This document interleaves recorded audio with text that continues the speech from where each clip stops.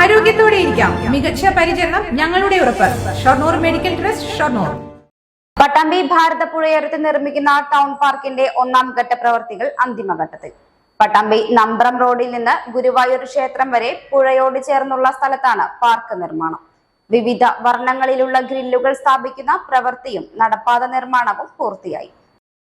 Muhammad Mohsin MLA പ്രാദേശിക വികസന ഫണ്ടിൽ നിന്നും അനുവദിച്ച 90 ലക്ഷം രൂപ ചെലവഴിച്ചാണ് ആദ്യഘട്ട പ്രവൃത്തികൾ നടത്തുന്നത്.